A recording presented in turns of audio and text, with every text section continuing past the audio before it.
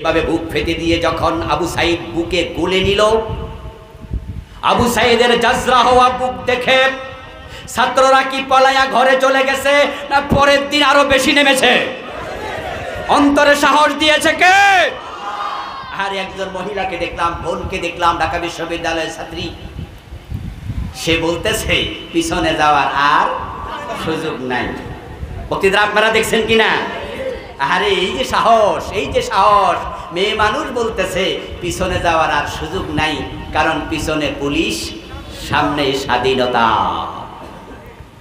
ঢাকা বিশ্ববিদ্যালয়ের একজন মহিলা প্রফেসর ডক্টর সায়মা, উনার বক্তৃতা শুনে তো আমার গায়ের পশম তখন দাঁড়িয়ে গিয়েছিল। এই কারণে, কারণ তখনও তো 5ই আগস্টে এটা ঘটবে, এটা কেউ আমরা কল্পনাও করতে পারি নাই।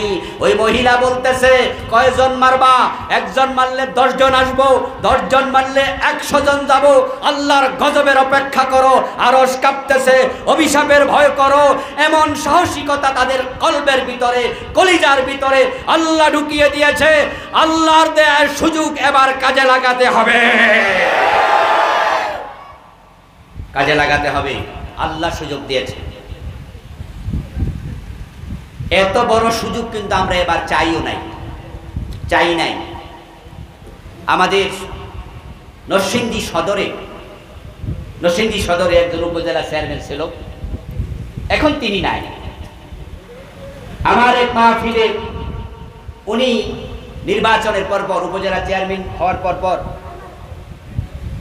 তিনি প্রধান অতিথির বক্তৃতায় বলছিলেন যে আমি এক প্লেট ভাত চাইছিলাম, আপনারা আমাকে এক বল দিচ্ছেন। মানে উনি পাস করছে যে পরিমাণ ভোট পাইয়া, মানে উনার যে সেকেন্ড হয়েছে এই ধারে কাছেও নেই। তো উনি বিষয়টাকে এত সুন্দর একটি শব্দ বলছে, আমার ভালো লাগছে শব্দটা, মুখস্থ রাখছি। উনি কয় আমি চাইছিলাম এক প্লেট ভাত, আপনারা দিছেন এক বল। আচ্ছা, 9 দফার আন্দোলন যখন এই দেশের ছাত্র সমাজ করেছে, 9 দফাকে তারা সর্বশেষ কয় দফায় নিছে? ওই এক দফায় কি শব্দ ছিল? যে সরকার পালায়া যাক না পদত্যাগ? তারা চাইছিল পদত্যাগ। আল্লাহ কয় না, এবার এমন সুযোগ দিলাম তারা দেশেই থাকবে না, তোদেরকে কোরআন কায়েমের সুযোগ করে দিয়েছে।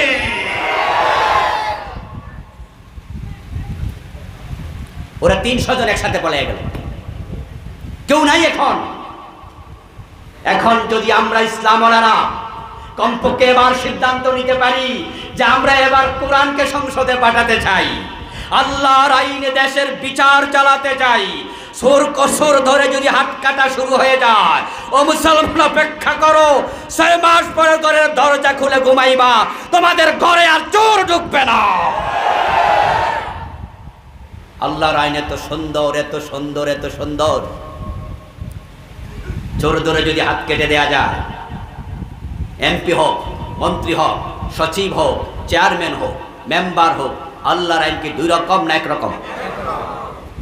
প্রিয় নবীজি মুহাম্মদ সাল্লাল্লাহু আলাইহি সাল্লাম বলেছেন, আমার মেয়ে ফাতেমা চুরি করলে আমি ফাতেমার হাতও। যদি নেতাদের চুরি করার কারণে হাত কাটা যায়, কোনো এলাকার এমপির হাত কেটে দেয়া হয়, ওই এমপি ওই এলাকায় বসে বুনিয়া এই বেড়া যে নির্বাচনী প্যান্ডেল ওইটা এমনি দিব কেমনে? হাত তো এমনি হবে। আল্লাহর আইন কত সুন্দর দেখেন। আর একজন এমপি, একজন মন্ত্রী, একজন সচিব, একজন এসপি, একজন ডিসি যারা চুরি করেছে প্রকৃত অর্থে ইসলামী আইনে যদি হাত কেটে দেওয়া যায়, হাত কাটা চোর দেখে 1000 চোর ছুরি ছেড়ে দেবে। 6 মাসের ব্যবধানে দেশের সম্পদ সংরক্ষিত হবে। রাস্তায় বাজেট হবে 1 কোটি টাকা, খরচ করতে হবে 80 লাখ টাকা, 70 লাখ টাকা। একবার রাস্তা হবে, 20 বছর রাস্তা করা লাগবে না। 15-20 বছরের ব্যবধানে সোনার বাংলা হয়ে যাবে। ট্যাক্সের টাকা লুট হবে না, তোমার টাকা দেশে থাকবে, অন্য দেশে বিপদে পড়লে সাহায্য করতে পারবে। আর এখন তো 1 কোটি টাকা বাজেট হলে 80 লাখ খাইয়া লাগে। ঠিক না বেঠিক? ঠিক না বেঠিক? কারণ যে জায়গায় বাজেট হয় শুরুতে নাকি 5% শেষ, বড় অফিসারে 5% খাইয়া লাগে। এখন যিনি কন্ট্রাক্ট পাইছেন তিনি বোঝেন যে শুরুতে যখন 5% নাই, তাহলে 30% আমি খাইলে অসুবিধা কি? কারণ চুরিটা শিখাইছে কেডা? বড়রা। বড়রা চুরি শিখাইছে। হুজুরের কাছে মাসলা জানতে আসছিল, হুজুর মুরগি যদি ডিম দেয়, মুরগি চুরি না করি ডিম চুরি করা কি যায়? হুজুর ভেবে চিনতে দেখলেন যে যদি হেরে আমি কোনোভাবে কই যে যায় যাতে মুরগি খাইলে, এটাই পাবলিকের নিয়ম। দাঁড়াইতে দিলে বসে যাবে, বসতে দিলে শুয়ে যাবে, শুইতে দিলে জায়গা দখল করে ফেলবে। বড়রা যখন চুরি করে, ছোটরা চুরি করা শুরু করে দেয়। ইসলাম বলেছে চোর ধরে হাত কাটো, চুরি বন্ধ হয়ে যাবে। সোনার বাংলা, প্রকৃত সোনার বাংলা করতে বেশি দিন লাগবে না। বঙ্গবন্ধু স্বপ্ন দেখেছিলেন সোনার বাংলা বানাবেন, পারেননি। মাত্র 1.5 থেকে 2 বছরের ব্যবধানে স্বপ্ন ভেঙে গিয়েছিল। উনি বলতে বাধ্য হয়েছিলেন, মানুষ পায় স্বর্ণের খনি, আমি পাইছি চোরের খনি। আমার ডানে চোর, বামে চোর, সামনে চোর, পিছনে চোর। উনি বিরক্ত হয়ে বলেছিলেন, এই চোরগুলো এখন চোর নাই, এক একটা ডাকাত হয়ে গেছে। ইসলামকে আসতে দাও ক্ষমতায়। কোরআন যখন সংসদ ভবনে ঢুকে যাবে, দিন যখন কায়েম হয়ে যাবে, নামাজের জন্য আর ওয়াজ করা লাগবে না। এখন তো তাবলীগের ভাইরা নামাজের ওয়াজ করে, পীর সাহেব হুজুররা নামাজের ওয়াজ করে, বক্তারা নামাজের ওয়াজ করে, খতিবেরা করে। তারপর ফজরের টাইমে মসজিদে গিয়ে দেখবেন 1 কাতার 1.5 কাতার মসজিদ খালি। কোরবানির গরু কিনতে কিনতে আসর শেষ, মাগরিব নিতে নিতে বাড়িতে, আজ মাগরিব শেষ, সবাই গরু কিনে ওয়াজিব নিয়ে ব্যস্ত, ফরজের খবর নাই। বাইতুল মুকাররম মসজিদে গিয়ে নামাজ পড়বেন, নামাজ পড়ার পরে নিচতলায় যাবেন, দোতলা নামাজ হয়, নিচতলা বেচাকেনা হয়। ইসলাম যদি ক্ষমতায় আসে, আওয়াজ লাগবে না, বলা লাগবে না নামাজ পড়ো, বরং আইন করে দেয়া হবে আজানের পরে দোকান খোলা থাকলে ওই দোকানদার এবং যারা কিনবে জেলে দেয়া হবে। ঠেলার নাম বাবাজি, পেটের মতো সোজা হয়ে যাবে। সূরা হজে বিধান আল্লাহ দিয়েছেন, আল্লাযীনা ইম্মাক্কান্নাহুম ফিল আরদ আকামুস সালাহ ওয়া আতাউজ যাকাত ওয়া আমারু বিল মারুফ ওয়া নাহাউ আনিল মুনকার। আল্লাহ বলেন, যদি কোথাও কোনো জায়গায় আমি কাউকে ক্ষমতা দেই, আমার বান্দারা ক্ষমতা পেলে 4টা কাজ করবে। 1 নাম্বার, নামাজ কায়েম করবে, আইন বানানো হবে। ইমাম আবু হানিফা, শাফি, মালিক, আহমদ ইবনে হাম্বল রাদিয়াল্লাহু তাআলা আনহুম রাহিমাহুমুল্লাহ, 4 ইমাম ঐক্যমত্য, একমত, কোন বালেগ নামাজ না পড়লে প্রমাণ হলে তাকে জেলে দিতে হবে।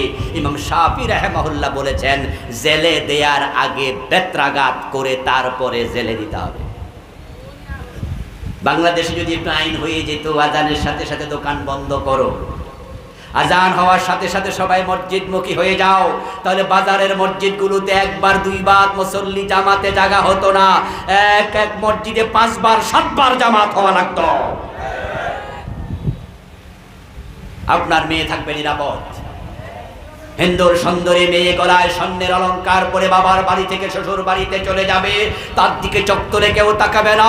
জেনা করলে বিবাহিতকে পাথর মারা হবে, অবিবাহিত হলে 100 বেত দিয়ে সোজা করে ফেলা হবে। জেনা থাকবে না। মদ পান করলে 80 বেত দেওয়া হবে, মদ থাকবে না। ইসলাম যদি ক্ষমতায় যায়, গরিব মানুষের বাড়িতে যাকাত পৌঁছিয়ে দেওয়া হবে, দারিদ্রতা থাকবে না।